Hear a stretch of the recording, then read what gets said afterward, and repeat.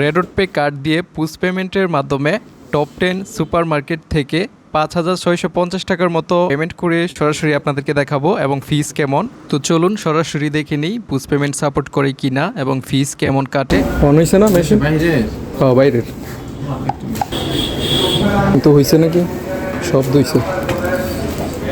Pin number লাগবে। Pin code চাচ্ছে না? 1% চার্জ লাগবে নাকি? ক্যাশব্যাক পাবেন মানে 1% ক্যাশব্যাক। দেন সিটি ব্যাংক। বাইরের কার্ড আমার পিনকোড তো 6 সংখ্যার ছিল, দেন এখন তো 4 সংখ্যা চাইতেছে। দেন দেখি কি হয়। না 5,000 করে দিই। 4 সংখ্যা দিছি, 6 সংখ্যা বাদ দিয়ে হয়েছে দাদা। হয়েছে না হ্যাঁ হয়েছে না? তাইলে ঢুকাইয়া করেন। দুবার করলে 6 সংখ্যা আছে আপনার 5,000 করে করি। ঢুকাইয়া করলে দেখছি পাসওয়ার্ড চায় না। হ্যাঁ ঢুকাইয়া করলে দেখছিলাম পাসওয়ার্ড লাগে না। আচ্ছা তাহলে সমস্যা।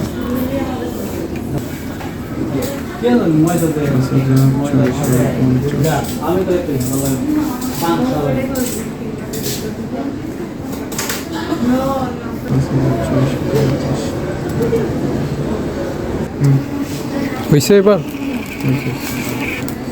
ঢুকাইয়ার আগে করছিলাম, হয়েছিল। নাম্বার বা টাচ করলে দেওয়া দরকার নেই। ভালোই। পরে দেবো মানে অ্যাপের ভিতরে।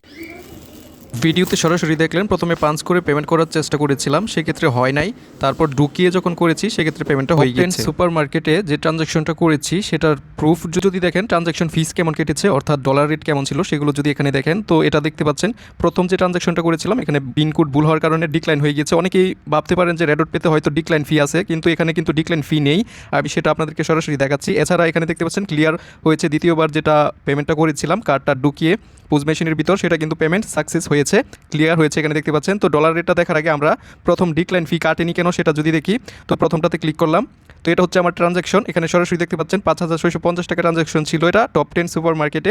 তো এখানে দেখতে পাচ্ছেন মার্চেন্ট ক্যাটেগরি এখানে লেখাই রয়েছে। ডিক্লাইন হওয়ার পরেও এখানে কিন্তু কোনো ফি কাটেনি, অর্থাৎ প্রতি মাসে অর্থাৎ 3টা ডিক্লাইন হতে পারে ভুলে, সেখানে কিন্তু আপনার কোনো ফি কাটবে না, ঠিক আছে। এর বেশি ডিক্লাইন হলে ফি কাটে, সেটা হচ্ছে 0.50 USD করে ফি কাটে, কিন্তু প্রতি মাসে 3টা ডিক্লাইন যদি হয়ে যায় ভুলবশত সেক্ষেত্রে কিন্তু আপনার কোনো ফি কাটবে না।